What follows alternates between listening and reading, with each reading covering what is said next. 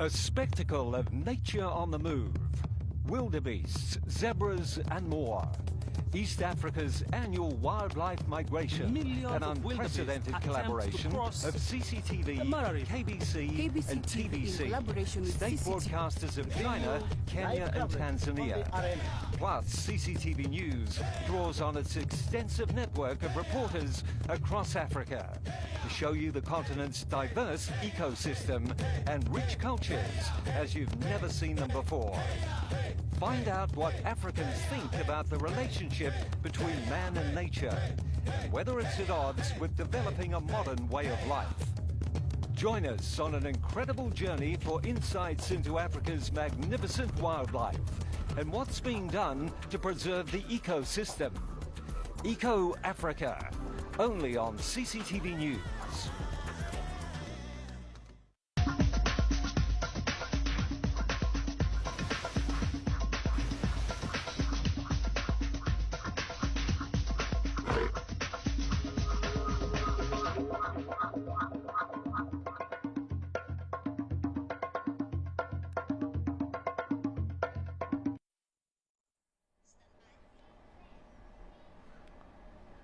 Ni hao, and a very warm welcome to our special coverage of the great animal migration in East Africa.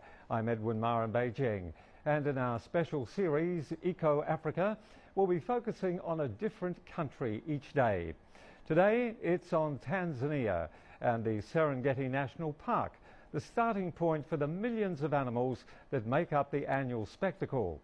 And we're joined now by our correspondent Famida Miller, who's in Kenya's Masai Mara National Reserve, and also will be with Ben Waipaja, who is in the Serengeti in Tanzania, and he's a reporter from Tanzanian National Television. And here in the Beijing studio we'll be joined by, not in Beijing, but also by Jeff Shamblidi in Dar es Salaam, a TV host on Tanzanian National TV. But in Beijing, there's Mr. Zheng Jinshua, who's a research fellow at the Chinese Academy of Sciences. It's great to have you all with us, and thank you for being here. Just to set the scene, each year in Eastern Africa, 1.5 million wildebeest and 300,000 zebras start their long trek from Tanzania's Serengeti Plains, further north to Kenya's Masai Mara National Reserve. Well, we're joined now by Famida Miller, who is in the Masai Mara National Park. Welcome, Famida. Thanks for being with us again. Tell us more about where you are and what you're seeing. Thanks very much, Edwin. Well, we are located directly on the banks of the Mara River, and as you said, that's in the Masai Mara National Game Reserve.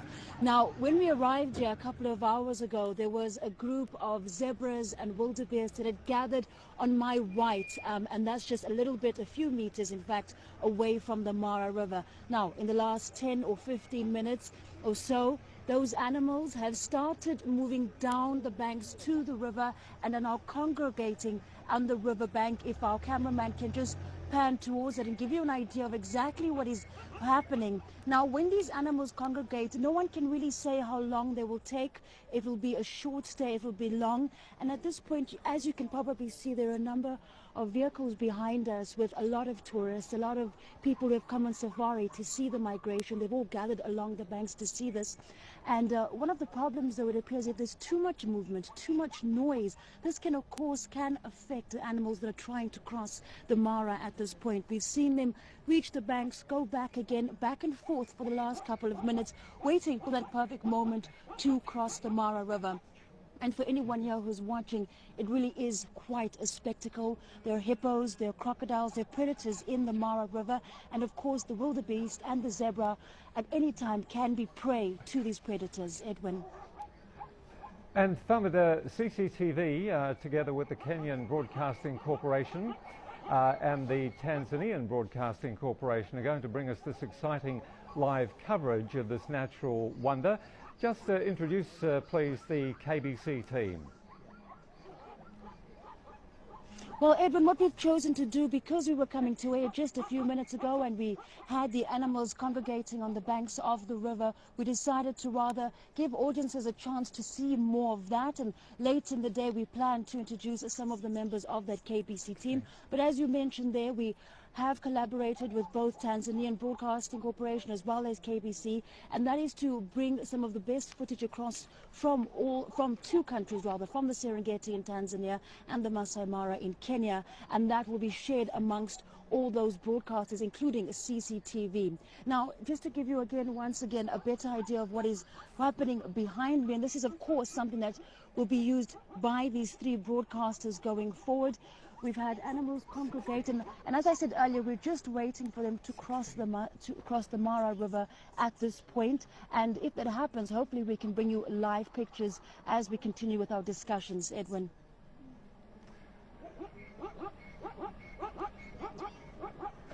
Okay, Thambada, many thanks indeed for that. It certainly looks a very peaceful scene there at the moment. I guess things will change in the days ahead. Well, the East African animal migration, as we've mentioned to you, does begin in the southern Serengeti plains of Tanzania, going all the way to Kenya's Masai Mara National Reserve.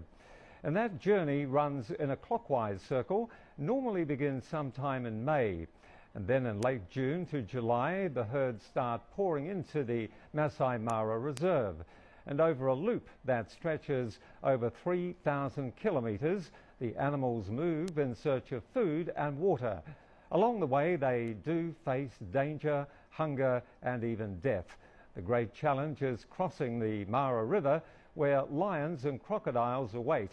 It is a tough journey, and every year an estimated 250,000 wildebeest die. The animals will normally stay in the reserve until October, and that's when they return to the Serengeti, where they remain until the cycle begins all over again. Now let's get some analysis from our studio guest, Dr. Jungjin Shaw, who's in charge of education at the National Zoological Museum of China, and he's also an associate professor at the Institute of Zoology at the Chinese Academy of Sciences. Welcome to our special coverage. And I guess the question that I'd like to ask you first is, why do we follow this annual migration, and what impact does it have not just on the animals' lives but on the people's lives?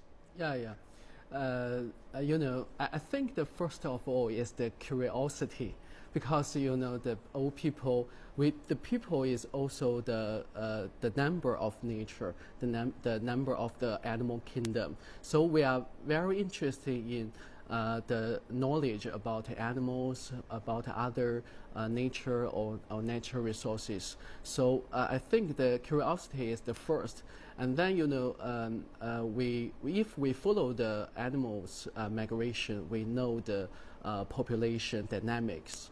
You know the monitoring is quite important to study the animals. So in each year we will have to follow the animals' migration and to know the detailed information about animals in each year.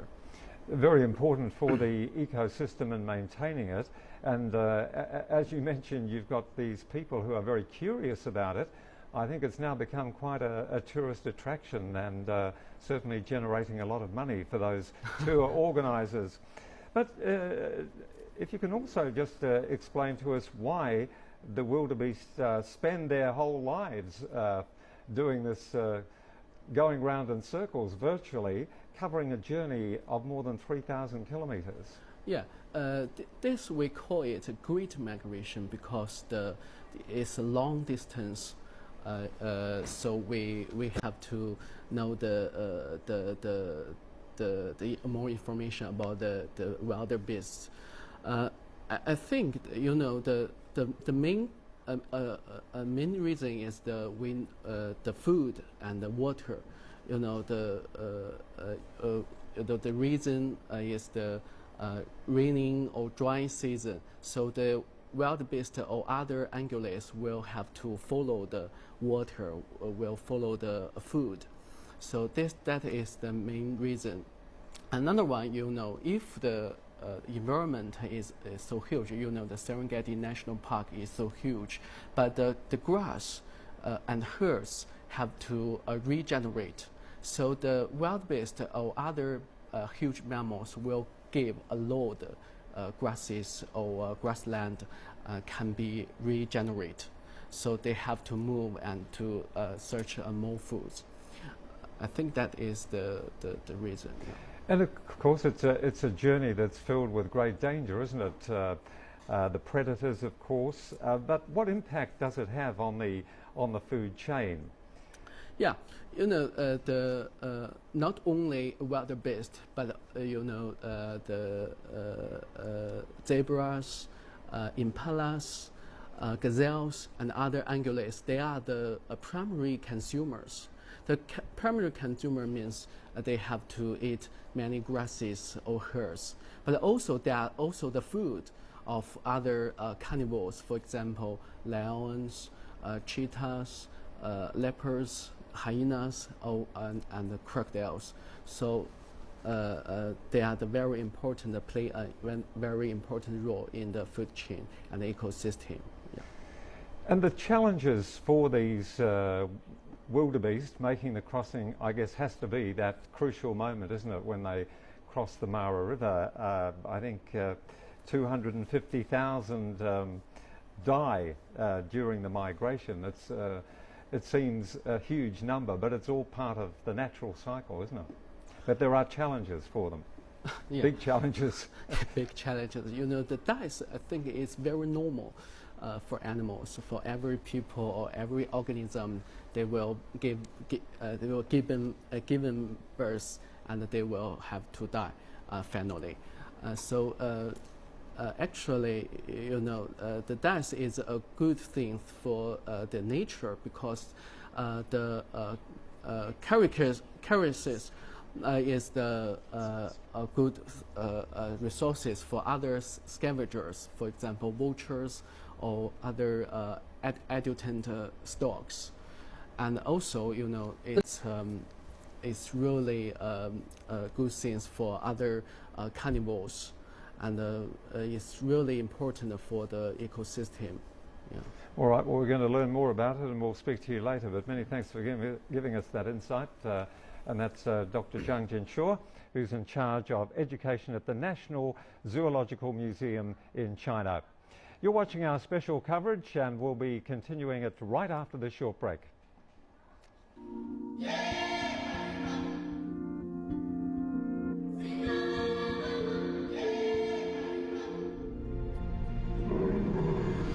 A parade of 2 million wildebeests. A journey of over 3,000 kilometers. Come to Africa this August, to the Mara River, for the life and death stories of wildebeests making the crossing. Explore the secrets of survival in the wilderness and gain new insights into the African land and its people.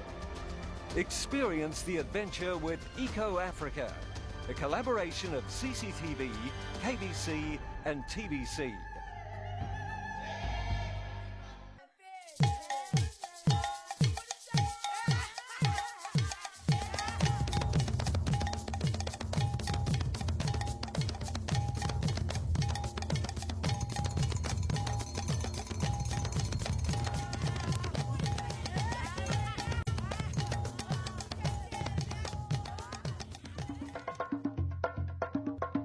Well, during our coverage of the East African Great Animal Migration, we'll also be looking at ecological preservation and animal protection in Africa.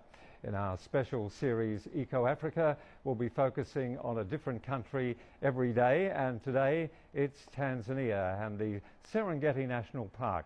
That's the starting point for the millions of animals that make up this annual spectacle. Well, the United Republic of Tanzania is situated in East Africa, with its eastern borders touching the Indian Ocean. 3 of Africa's Great Lakes lie partly within Tanzania.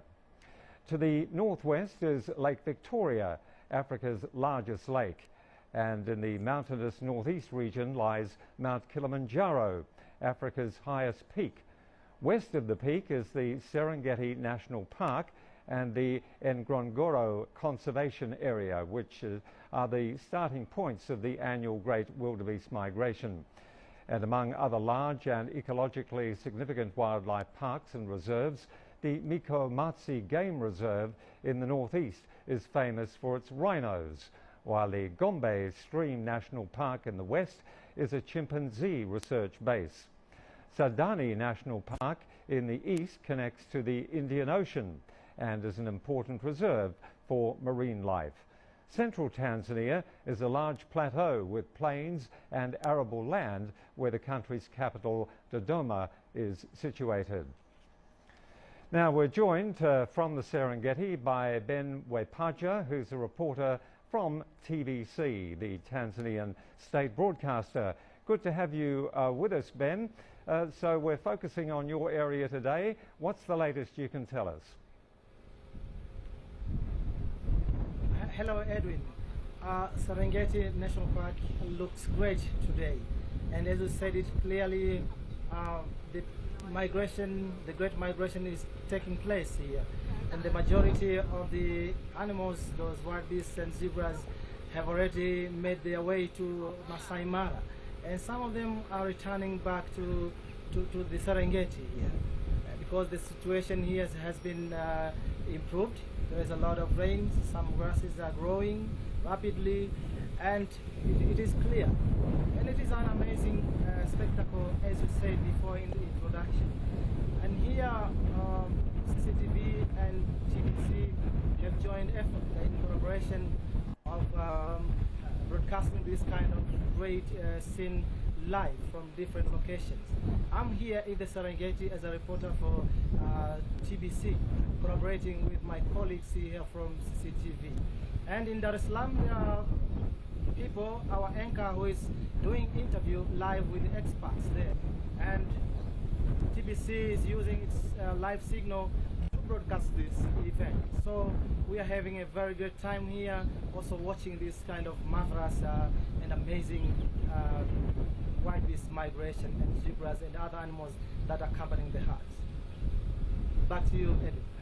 Okay, Ben, just give us some idea of how you're covering this for your state broadcaster TBC.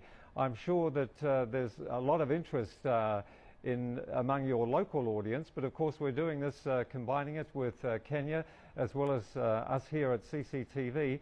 What sort of a coverage are you organising there? Yeah, it's a great combination, Edwin. You know, we are here as CCTV, TBC, and as you said, KBC there in Kenya. Those are public media organizations. We are doing our best here to let people know what is happening in this arena, and that people are now watching live this great spectacular wild beast migration. And we have been here for quite a long time now with my colleagues from CCTV. We are trying our best to let the whole world know what is happening there. And we have some focus on that we need those animals to be protected. And as you said, TBC and CCTV have a long history of cooperation, and this is a special one, coming together, doing this live broadcasting. It's an amazing thing. That is great. So here is my colleague Wang Mo. You're welcome. Thank you. Yeah. What are the characteristics of this cooperation that we are having now? We are enjoying between CCTV and TBC. Actually, I think it's a good opportunity for us to learn something from each other. And I think CCTV here is not only want to show to the Chinese audience what is Serengeti look like, but we want to show that how Tanzania is doing, is working on protecting the animals here, which you have a lot, and fighting for the environment here in Tanzania. I think that is what we want to show. Yeah. I really enjoyed what you're seeing here, what you're reporting. Yeah. What am I seeing here? Yeah. I think what I'm seeing here, I think the audience can see quite clear on my back. It is like the dry season, and it is totally yellow, but the sky is always blue. But I didn't expect that I can see so many animals during a dry season, but it seems that like even in a dry season, the animals have their own way of living. They choose to live here, and they can live here. They can find a food and they can find a water. I think it is a pretty good time here too.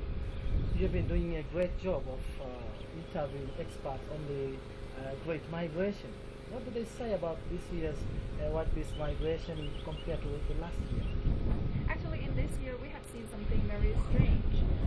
You know, in the past, at least in the last 3 days, we have seen a huge group of wild beasts came back from the Kenya side back to Serengeti, I mean to the south side. That is not the way of the migration in our mind. So we asked about an expert, and the expert said that it is because of the weather. Because in the last week, at least on 4 days, we have a lot of rain. It is not that heavy, but it is like the grass after rain, the grass will grow very fast. And after full rain, it really we can see even on the back of us, we can see some green grass in some yellow grass. So that kind of fresh green grass is wild beast's favorite food. So the wild beasts came back because they don't have the sense of direction, but they can only lead their way by their nose. If they smell the smell of the rain, they will come back. I think that is something a little bit weird this year, but compared to last year, the wild beasts only stay in Masai Mara for 2 weeks. We don't know what will happen in the next 2 months in this year, but we will see. What can you explain about this kind of cooperation that we have as TBC and CCTV on doing historic work here in the Serengeti? In Serengeti, I think as someone coming from China and being here, what impressed me most is the distance between the animals and human beings. I mean, when I came here, a little bird or a teeny tiny animal can be this distance away from me. That's very, very clear. I think this kind of distance should be the distance between animals and human beings, but it's based on trust. But in some urban cities, we broke this kind of trust, but I think that is something we need to bring back. Yeah, this is my colleague Wang, and this is all what we have currently here in the Serengeti. Edwin, back to you in Beijing.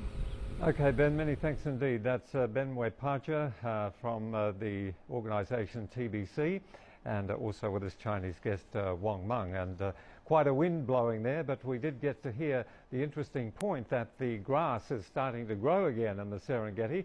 And we'll be talking about that a little later with our studio guest.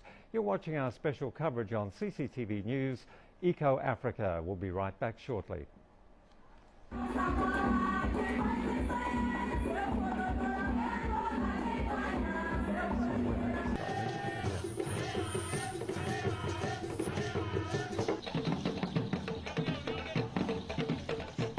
Yeah, okay.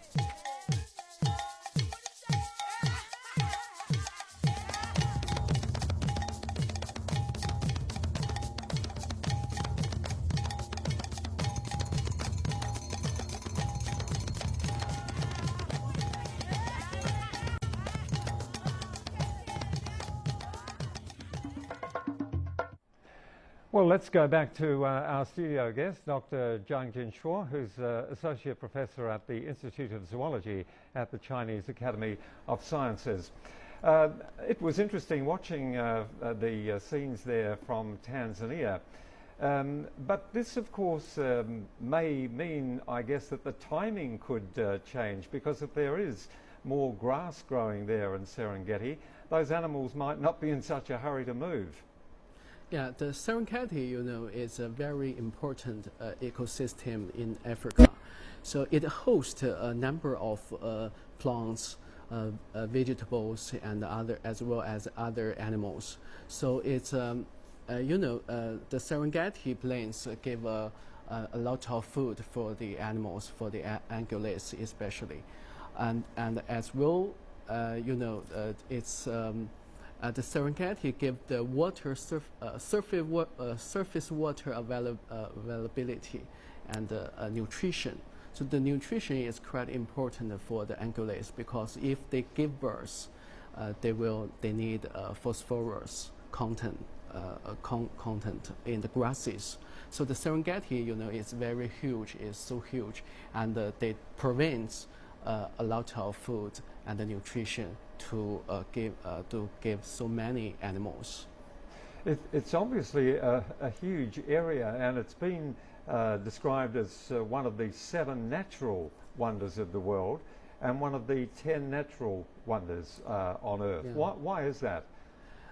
You know, the Serengeti in is a Maasai language. So in Maasai language, it means endless plains.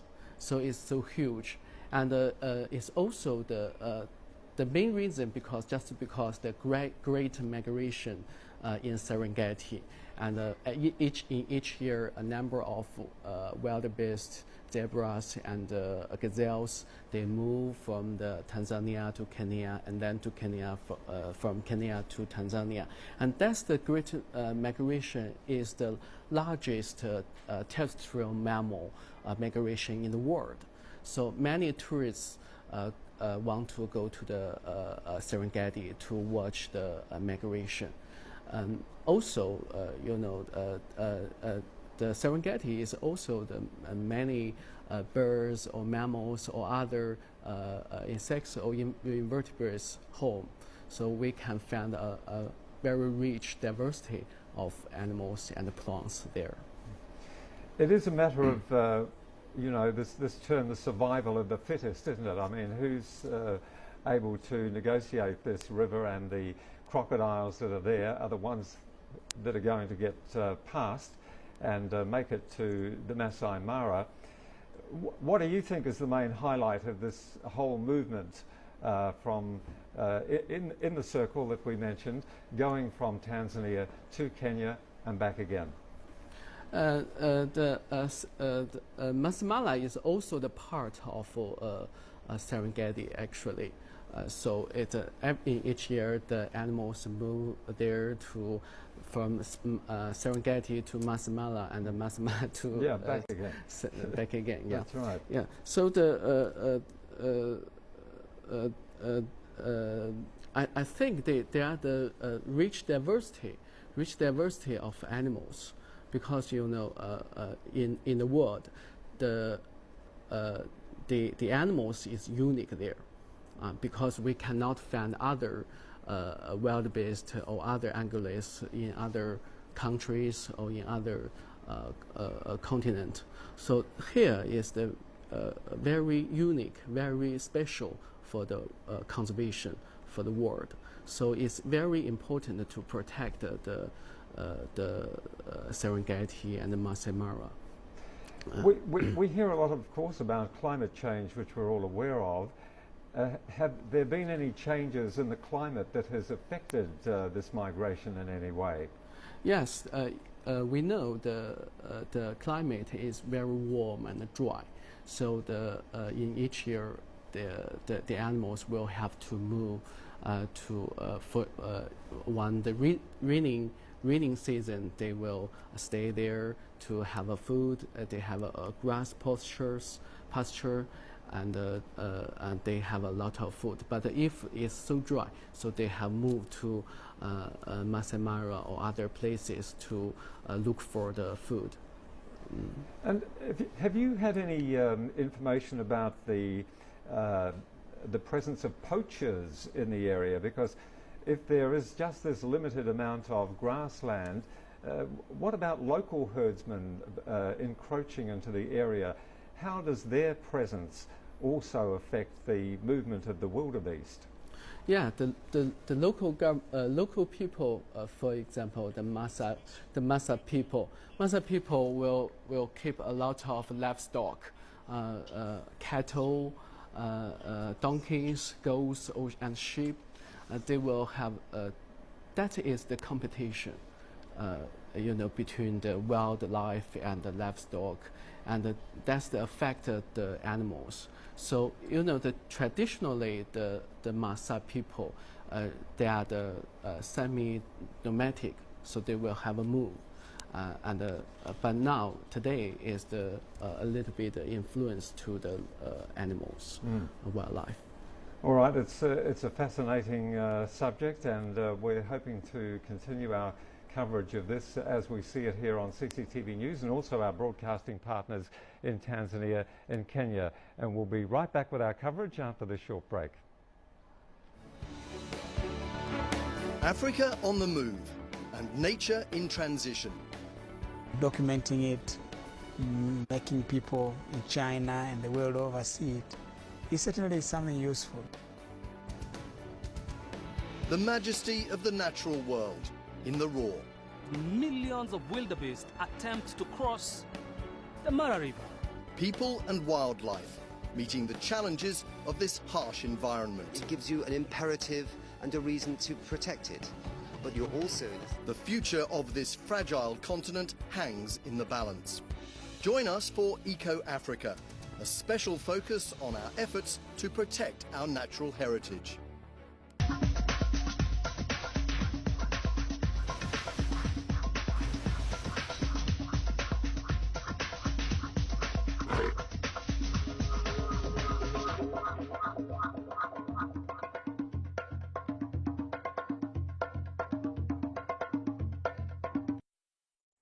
And welcome if you've just joined us. This is Eco-Africa coming to you on CCTV News and also from the state broadcasters in Kenya and Tanzania. And Tanzania is the country we're focusing on today.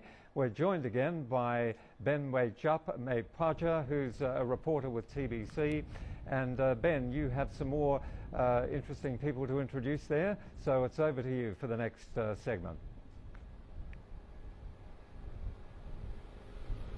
Yeah, thank you once again, Edwin. Here with me is standing well-experienced tour guide, Mr. James Mazigo. You're welcome to the show. Thank you, Mr. Ben. Yeah, we would like to know from you. You have been working in this sector for almost 10 years now. Why did you opt to take this kind of job? Mr. Ben, I love this kind of job. I love it so much. Nature's beautiful, I mean, and you know, talking to people and sharing the experience of Serengeti in particular, but also sharing the experience of nature. You know, telling people about the beauty of this country is my joy. Do you enjoy it? Oh, so much. I love it. Can you explain? How do you have it? It's a very good job because I do believe that I'm contributing so much into talking about nature, the wealth of Serengeti in Tanzania. Remember, this is a World Heritage Site, and as a guide, you know, I'm sharing this experience with most of my tourists that are coming, and I do it so well. I believe I have a very important role to do. This year there is a very, very big scenic event that is happening here. That is wildlife migration, or the Great Migration. What's the impact of tourists in this kind of very, very wonderful thing? Mr. Ben, it's a very tricky thing. Yes, we do love tourists, and certainly we get lots of them. But when you do have lots of tourists coming, and everybody's pushing in, trying to see an action. Say, for example, a lion is trying to hunt a wildebeest, okay? But then by doing so, you're blocking the action. You're sort of interfering nature. These are the kind of negative things that we have because of this great migration. Everybody wants to see it. And now remember, millions of tourists are coming. At that one particular spot, you may have some issues like that. Or for example, the animals want to cross. Like down by the Mara River, animals want to cross the river. But then you have a barrier of animals, of vehicles. It'll be difficult. Yeah, maybe there are some of the rules and regulations when you get into any of the national parks. What are the tourists supposed to do or not to do? Yes, the rules are very simple, and every park entry gate has got these rules. 47, okay. And it's my job as a tour guide to implement those rules by actually sharing these information with my tourists.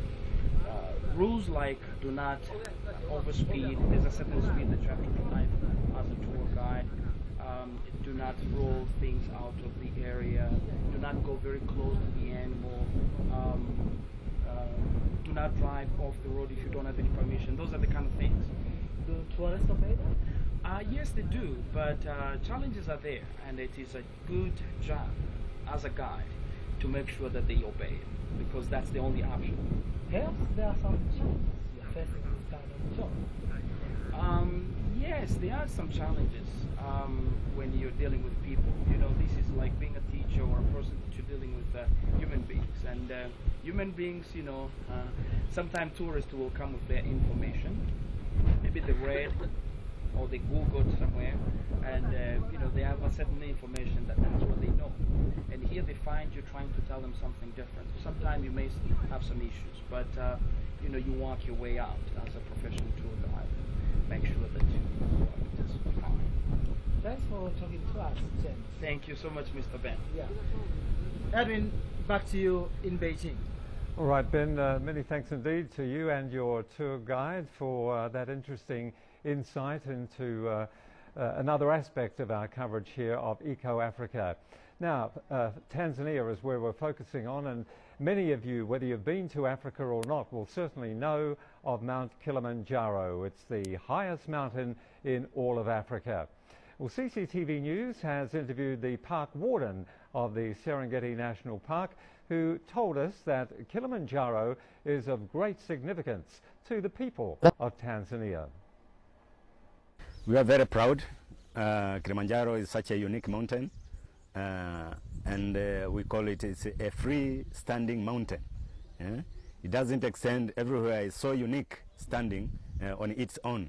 It's an iconic highest mountain in Africa. So Tanzania, we are blessed having that mountain. The uniqueness of Mount Kilimanjaro, it is like someone traveling from the tropics to the Arctic. You encounter the whole of ecological zones in terms of the tropical ecological zones, the montane forest ecological zones, the alpine ecological zones, the desert, and also the snow. So someone climbing Mount Kilimanjaro, it is similar for you traveling from the tropics to the Arctic zones. So we are very proud having Mount Kilimanjaro. It's an icon for us as Tanzanians, and we are here to keep and to conserve, to make sure that it is there and continue to be there. Africa on the move and nature in transition. Documenting it, making people in China and the world over see it, is certainly something useful. The majesty of the natural world in the raw. Millions of wildebeest attempt to cross the Mara River. People and wildlife meeting the challenges of this harsh environment. It gives you an imperative and a reason to protect it, but you're also... The future of this fragile continent hangs in the balance. Join us for Eco-Africa, a special focus on our efforts to protect our natural heritage.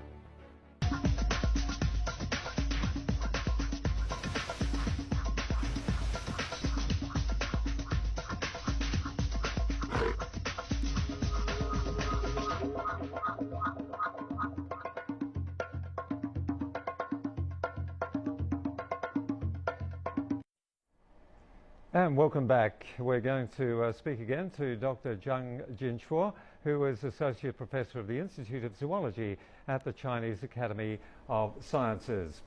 Well, we're certainly focusing on Tanzania today. I understand there are more than 100 tribes in Tanzania. I haven't had the pleasure of ever going there, but can you introduce us to the traditional culture?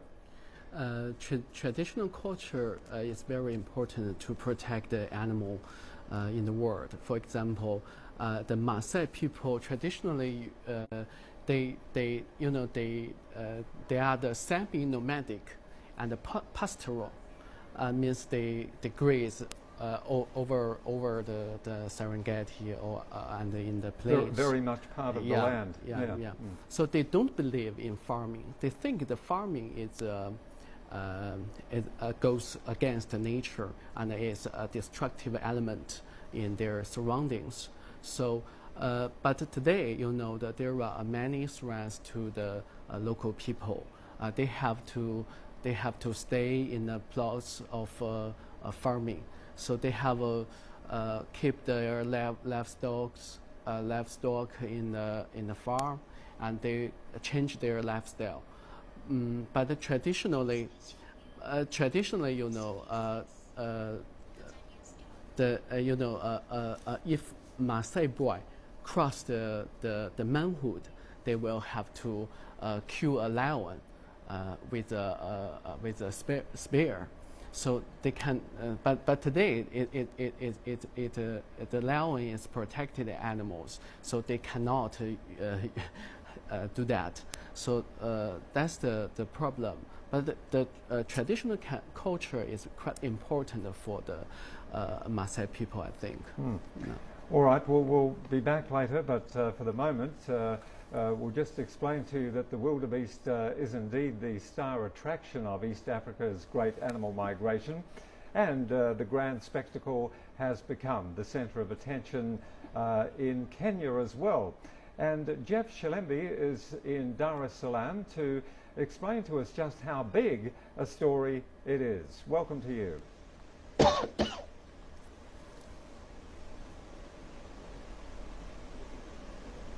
Okay, Jeff, can you hear me okay? Maybe we have a communication problem here, but we're trying to, we can see you there. Thank you, Edwin. Okay, in Beijing we've got you. CCTV Center. Yep. Indeed, the migration of the white-bearded wildebeest. Yeah, I can hear you.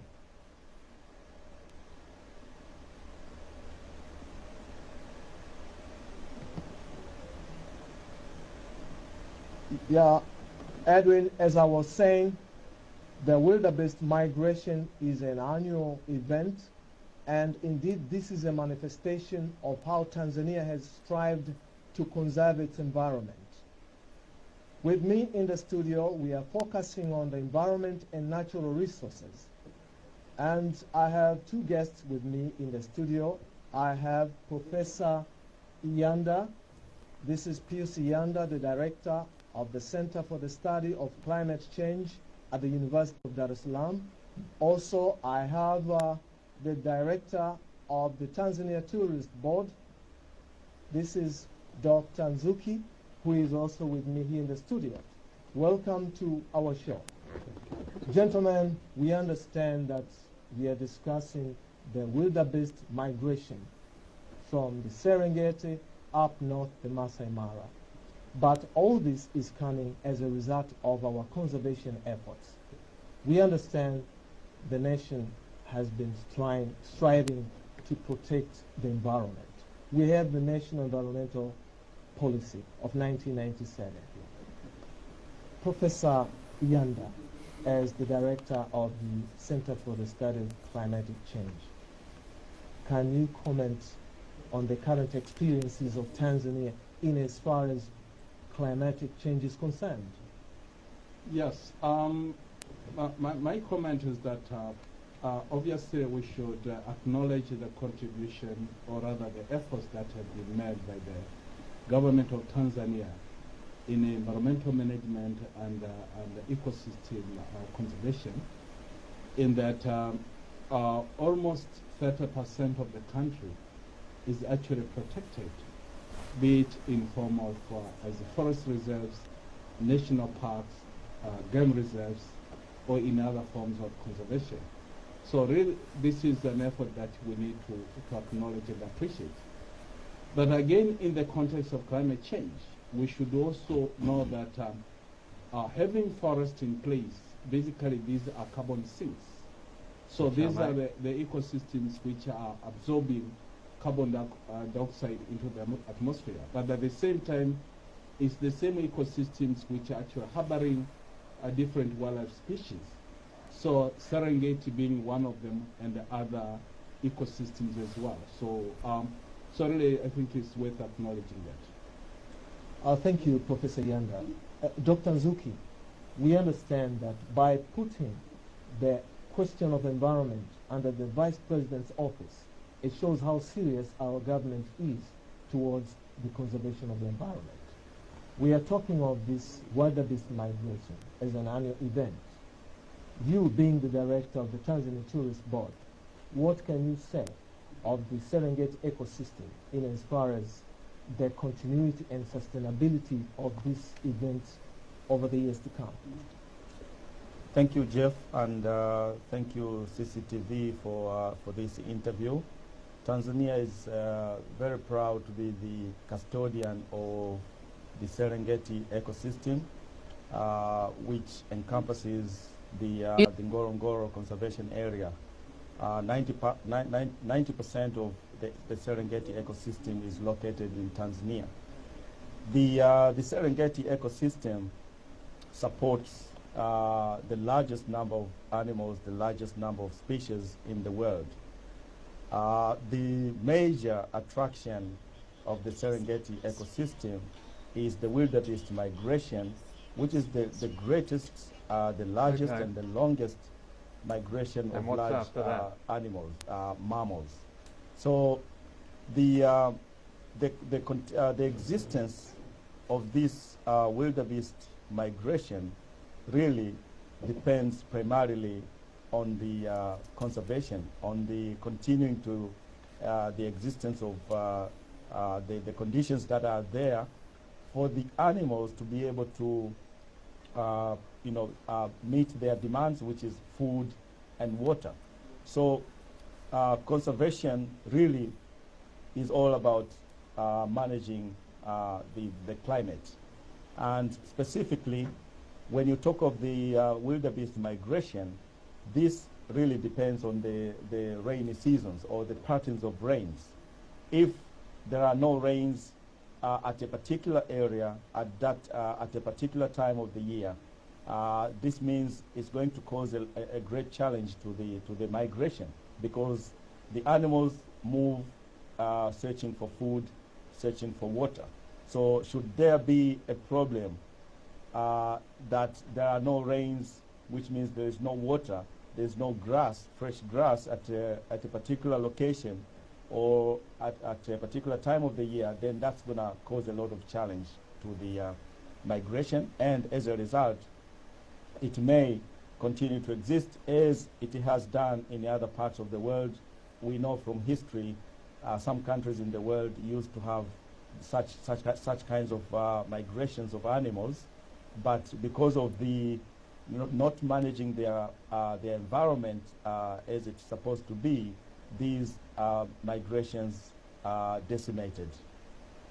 Thank you, Dr. Nzuki. Professor Yanda, we understand of late we've been experiencing the global climatic change impacts on our economy as well as on the livelihood of the people surrounding these national parks. Given the fact that there is a scramble, there is pressure for the scarce resources, the wildlife is scrambling for these, and the human life, the livelihood around are scrambling for the same. What do you think should be done by the government in the bid to ensure that wildlife biodiversity is conserved? Yeah, well, maybe let's start by saying that climate change is likely to bring about alteration in rainfall distribution pattern, which again may influence, as my colleague has said, may influence changes in the pattern of the movement of wildlife. But in the course of doing this, that may also lead into human-wildlife conflicts, because the pattern may be in such a way that the movement actually goes through areas where there is human habitation. But that's, at the same time, climate change brings about sometimes extended drought. In such a situation, you experience scarcity of resources like water, for example, and therefore there will be obviously a competition of competing resource use between the wildlife and humans. But then I think we may have to begin to consider that in the course of looking at the adaptation aspects, at least we have to see to it that the boundaries of the protected areas take on board landscape units which can accommodate even in a situation where there is such a situation. So in other words, you have to see to it that there is enough resources which is required by wildlife even during such extended drought periods. So we may wish to revisit and consider ways in which we can now sort of manage such protected areas. Thank you, Professor Yanda. Dr. Nzuki, we understand from the conservation point of view that the national parks have their own institutions for conserving the wildlife habitats. We have the game controlled areas, which have been given custody to the villages at least surrounding these areas. Yeah. But yet, we have our national institution, which is the National Environmental Management Council. How do these two work together towards the general overall purpose of the National Environmental Management Policy? Thank you, Jeff. All these conservation institutions in Tanzania are led by the conservation policy. So it is the Ministry of Natural Resources and Tourism that sets the policy, and all these institutions have to abide by this conservation policy. And I must say, Tanzania has done a great job in conservation. This is why we still have the migration which some countries in the world do no longer have. They had in the past, but do not have such migrations anymore because of their conservation practices. So what I would like to say is the values and the principles and the practices of conservation in Tanzania are led by the conservation policy, and TANAPA is one of those institutions which has done a great job in using the communities in their endeavor to protect the environment, to protect the natural resources. I should thank you, gentlemen, for giving a very